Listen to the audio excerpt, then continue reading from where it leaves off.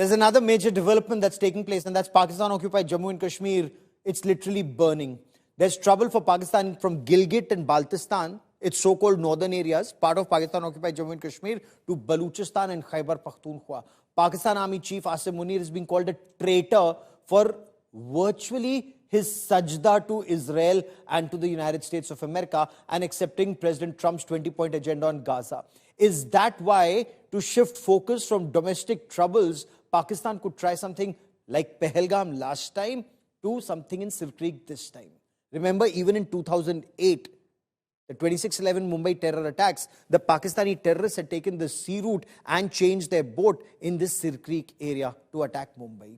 Joining me on India First is Air Marshal Deeptendu Chaudhary, former Commandant of India's National Defence College and author of Indian Air Park, Contemporary and Future Dynamics. Dr. Tara Kartha is former Director of the National Security Council Secretariat. Ambassador Rajiv Dogra, he served in Pakistan, former Indian diplomat, Ambassador to Italy and Consul General in Karachi. Also with me is Senge Sering, is a very well-respected human rights activist in Pakistan-occupied Jammu and Kashmir, currently in the United States of America. Welcome. Dr. Tara Kartha, your assessment of Rajnath Singh's chilling warning to Pakistan on the road to Karachi passing through Silk Creek?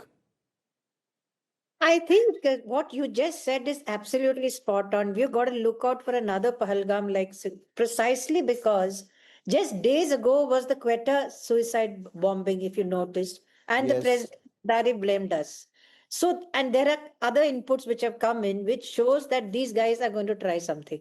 So I think that warning has gone out. If I was still in the NSCS, I would put all alerts on. You know, this is the kind of situation I would look out for. And this, I think we should see in that context. Sir Creek, I've been there. I've been right up to the last, border pole. This is an area where infiltration happens. And we've seen also through the sea, through land, there's been all kinds of stuff going on there, though, and we don't have the armies not there. It's the BSF, Yes. not to run down the BSF, but we do have a limited presence there. So I think that warning has gone out, which is why the defense minister, the army chief, and the Air Force chief have all decided to come out with these statements to Because try there's something, to try, go on ma'am, complete your point. To try and tell Pakistan that, listen, you lost last time. They have not accepted till now, and trying to tell them for their own good that you suffer very serious losses. But they don't care about Pakistan. Asim Munir would only care about himself. And Ambassador Dogra, if you were to look at his personal glory and gain after Pahalgam, Pakistan may have faced serious reverses, including their Air Force. But Asim Munir's stature increased. He became Field Marshal. He's traveled to the United States twice. Of course, because now he's being called some kind of a salesman in a departmental store, will he try and shift focus once again? Your reading of the defense minister's message, the army chief's message, air chief and the army chief saying words to the effect, history will repeat itself, geography can change again. Well, firstly, Asim Munir. He is an extremely cunning person, and he has a chip on his shoulder because he was not the so-called direct recruit.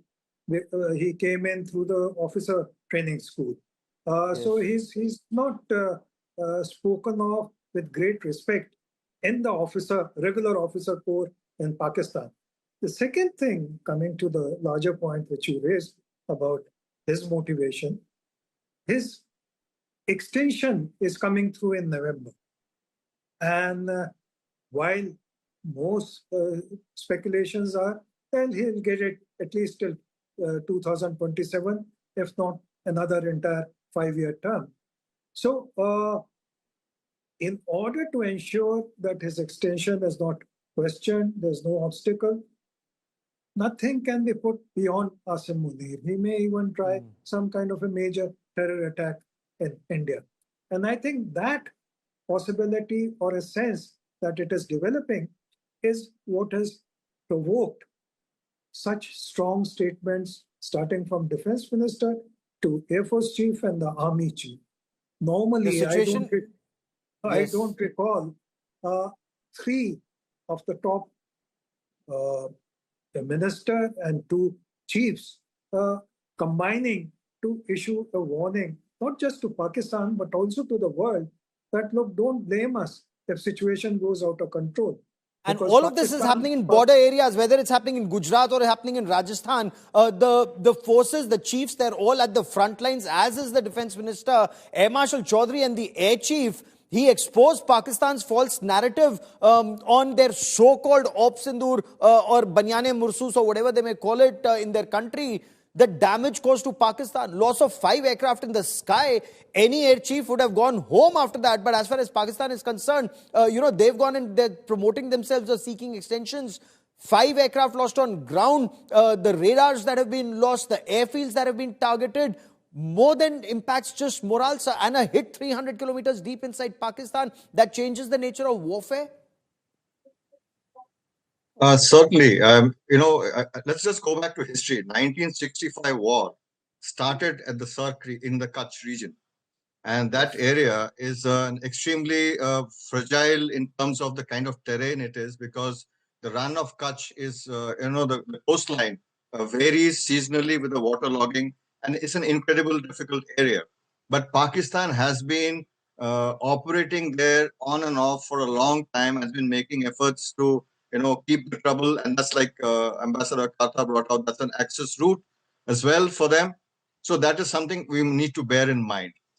Second aspect which I want to bring out, that with the trouble in the PoK area and now Kutch and the Sir Creek region coming into prominence, it's an indication. It's a possibility of shifting of strategic focus.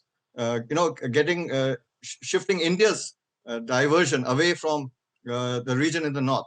So that's the second aspect. The third aspect is when under the present geopolitical circumstances and the internal challenges which Pakistan is facing, I won't be surprised today if Pakistan considers, I'm sure, because deep inside you don't know how the machinations of the minds work, that they would look to create trouble to divert the attention from inside. So that is why I think under the circumstances when the defense minister, the army chief and the air chief bring together and statements which you bring it out together, I think it's a clear warning to Pakistan that I think it'll be dangerous for them to mess with us. The air chief's scorecard which he brought out, I think it showed enormous restraint and maturity that we didn't tom-tom this in the past. And the fact that we have brought it out now is a clear indication to tell the world, look, this is what actually happened. And it's a clear warning to Pakistan that should they venture in this direction, there'll be serious consequences. And this time we will not hold back, as the defense minister very clearly brought out. Both defense minister and army chief making that point that this time we will not hold back. Also, Prime Minister Narendra Modi having earlier said that now there is no distinction between state actors and non-state actors. If there is something, there will be consequences for both. Before I come to Senghe Sering, sir, give me a moment. I want to play out a report for the benefit of our viewers, because Pakistan does not let information filter out. But the situation in Pakistan-occupied Jammu and Kashmir right now is so bad that Pakistan's Prime Minister Shahbaz Sharif has also had to react about the situation there. Now, Pakistan-occupied Jammu and Kashmir is burning. Officially, Pakistan admits 9 lives have been lost. Police have fired point blank at unarmed protesters. The unofficial figures are much higher. And this is the third year, 2023, 2024, and now 2025, when people are out asking just for the very basic development, their basic rights, and saying, at least don't steal our atta, don't steal our flour, at least let us eat food. I'll get you more on that. But first, this report. A lot of these players are new. Natalia, who comes from Kashmir, Azad Kashmir. No end to PoK provocation. This time it's women's cricket after Pakistan's humiliating loss in Asia Cup. Former Pakistan cricketer Sana Mir has stoked a row on PoK. During Women's World Cup commentary, Sana Mir introduced a player as hailing from Azad Kashmir. A lot of these players are new. Natalia, who comes from Kashmir, Azad Kashmir, plays in Lahore a lot of cricket. She has to come to Lahore to play most of her cricket there. The former Pakistan skipper issued a clarification on social media which only made matters worse. Instead of apologizing, she insisted her words were harmless and blamed websites for mislabeling and claimed people were politicizing sport. But her own words that PoK is a region in Pakistan only cemented the propaganda line. This isn't just about cricket commentary. It's about narrative warfare, using sport to push Pakistan's falsehoods.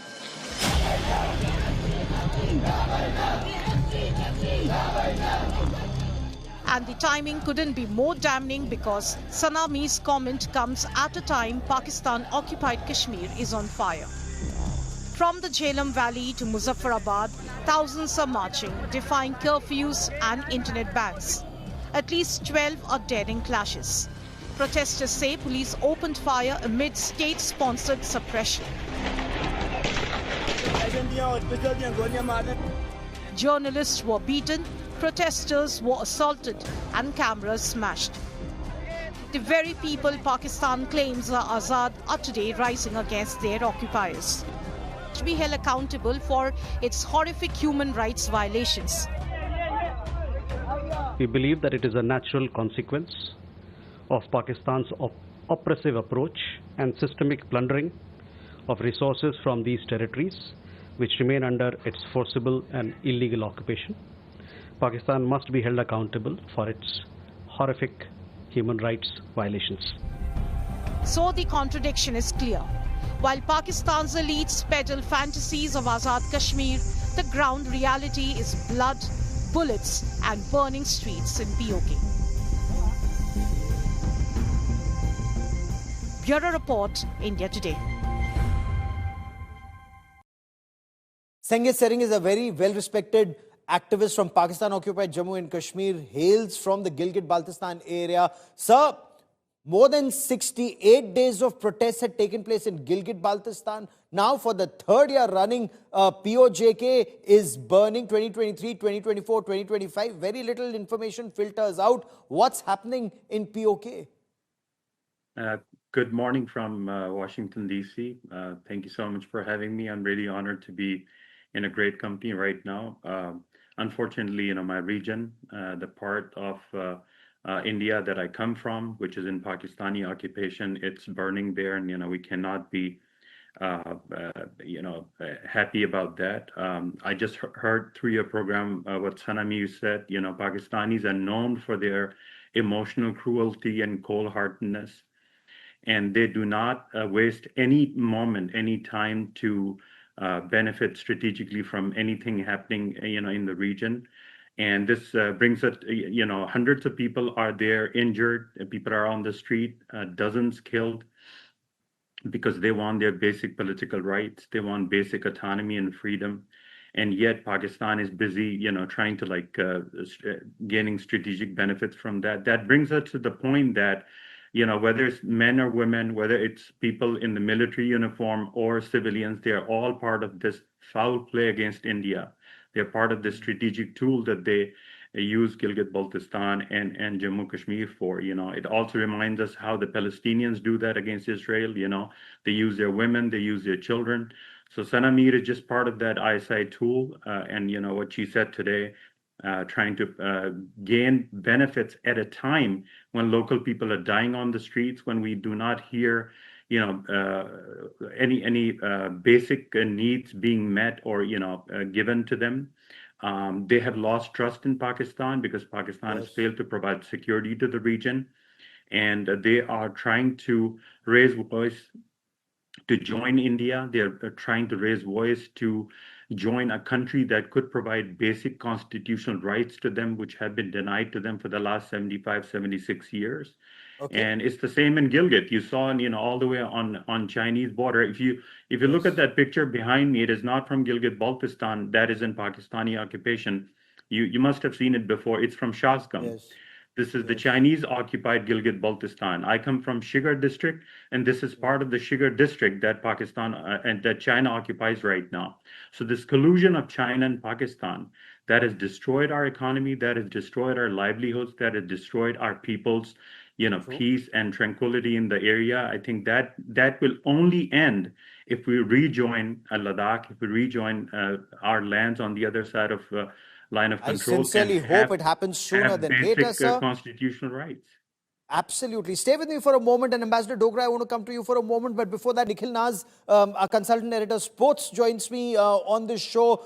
You know what Sanami said, Nikhil? That would hurt at multiple levels, and especially at a time when she talks about so-called Azad Kashmir. Ground realities are so different. There is nothing Azad about that Kashmir. People are being shot dead at point blank range. So why does India permit all this Pakistani propaganda in cricket matches if we are so powerful on the cricket field? Well, Gaurav, first things first, you're absolutely right. I mean, when you look at this comment, it's not a stray comment.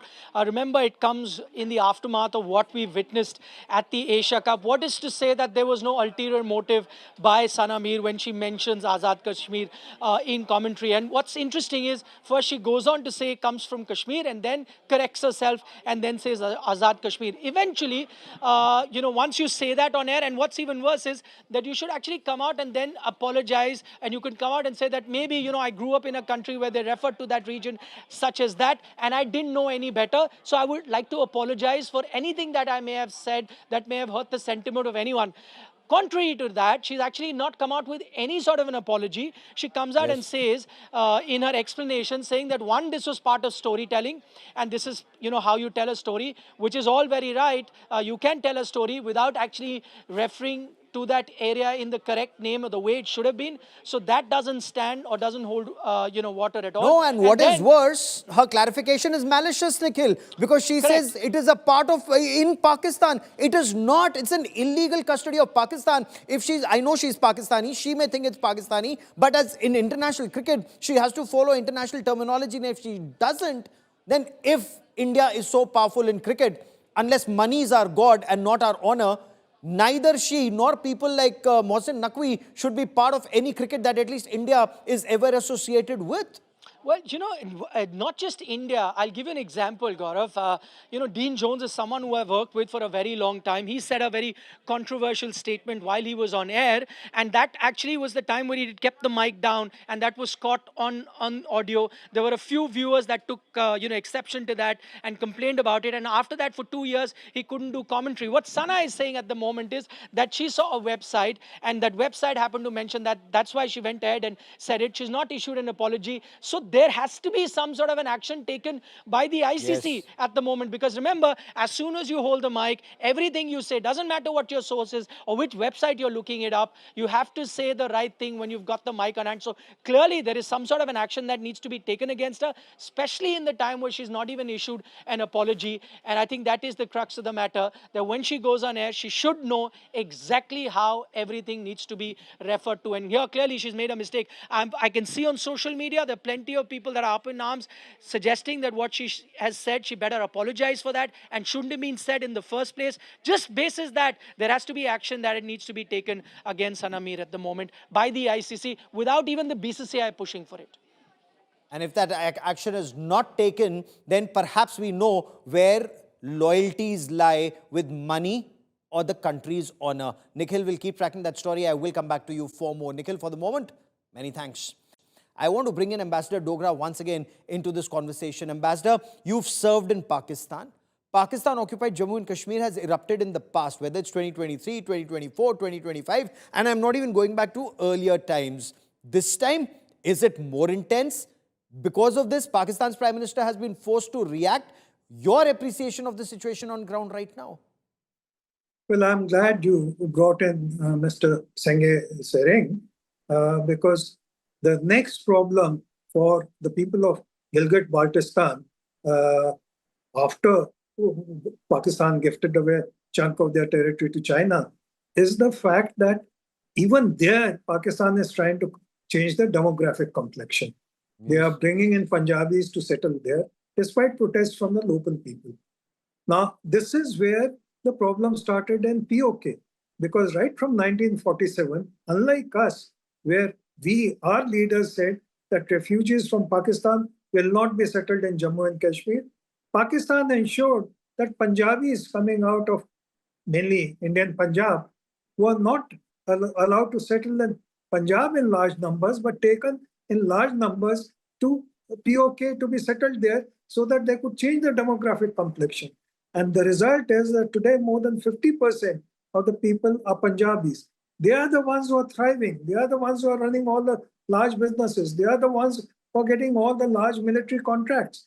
The local population is starved financially. Can you imagine a population of 4 million people has only 5,000 income taxpayers? That is why the kind of clothes that these poor protesters are wearing are such a sharp contrast to our Jammu and Kashmir, which is prosperous, which is thriving. So basically, it is human rights violations, it is the poverty of people, and it is the apathy of Islamabad to what they claim is their territory illegally occupied, that people are frustrated.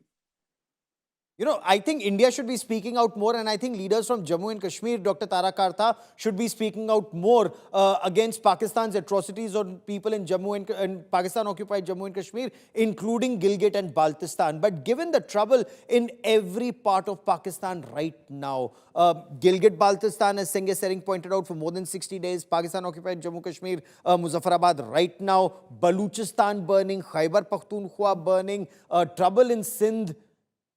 For Asim Munir to remain in power, and especially when he's being called a traitor right now for his sajda to Donald Trump and Benjamin Netanyahu, is this diversion, is this time that he'll try some diversionary tactics? This is why India must be very careful right now? You know, if I can just say one comment on that, the cricket aspect of, you know, this girl being from PoK. Yeah.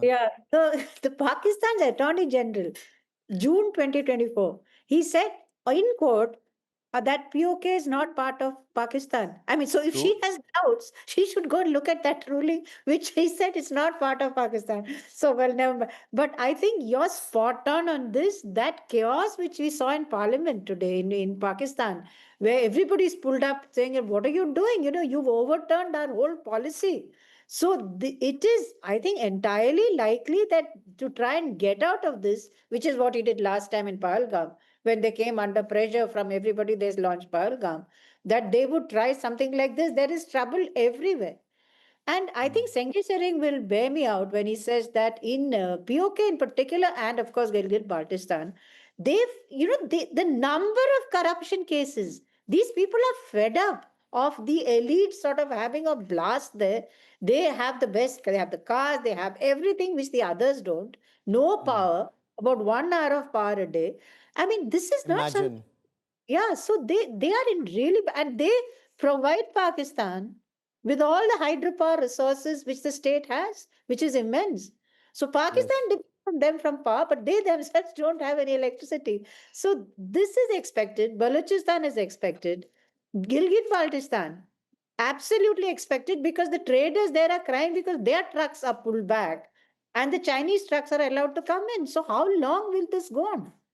And Senghe Sering, correct me if I'm wrong, there was a report in Pakistan submitted by the so-called Prime Minister of Pakistan-occupied Jammu and Kashmir, where he said that POJK generates some 2,300 megawatts of electricity. Their requirement is just about 300-400 megawatts of electricity, and they don't even get that. In Gilgit and Baltistan, there's 23 hours of power cuts in sub-zero temperature, and that's why people hate the atrocities by Pakistani Punjabis on both GB, Gilgit-Baltistan and POJK, Pakistan-occupied Jammu and Kashmir. Is that a correct appreciation? And tell me, is Pakistan reacting very adversely to Asim Munir's sajda to Benjamin Netanyahu?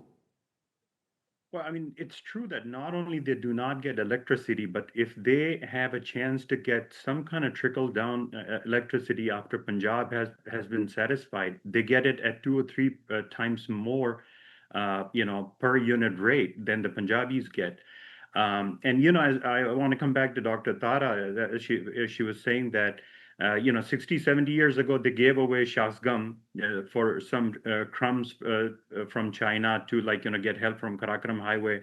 Now they're going to the United States and Saudi. They're trying to sell their minerals to get more benefits. And what are they getting in return? They're getting protection. They're getting military protection, strategic protection from these countries.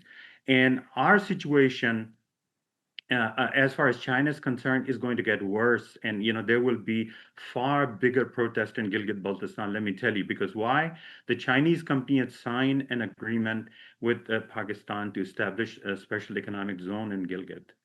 And they're saying it is going to create about 10,000 jobs. Who's going to get those jobs? Not the local people. It is going to be the Pakistani Punjabis. It is going to be the Hans coming all the way from, central China and Xinjiang, and they will be getting those jobs. So I think our situation is going to get worse and worse. Pakistan has used our land just as to hedge and get more benefits for international community. If But they you are raised a really, very if they pertinent are, point.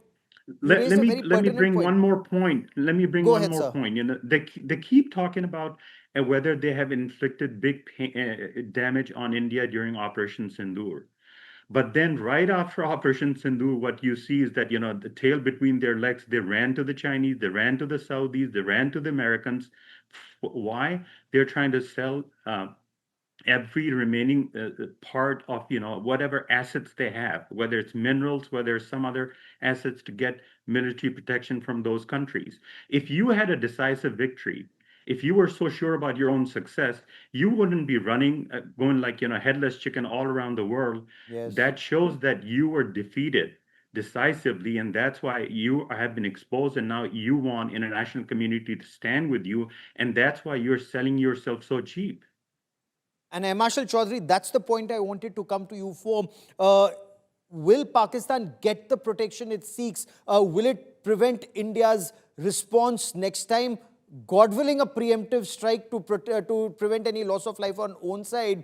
If it is protected by Saudi Arabia, has this mutual defense pact, or America protects it, will that deter India's actions? My personal view is this: that the strategic the deal which they struck with the Saudis is an entirely different kettle of fish. And if they think tomorrow that the Saudis are going to come to Pakistan's aid, should there be an India-Pakistan conflagration, is something, I think it's an overstated assessment on their part, because we have to look at it in a very different dynamics of it. Pakistan saw this as a strategic opportunity to expand its presence and its influence in the region by stepping in, getting in this deal with Saudi. And it is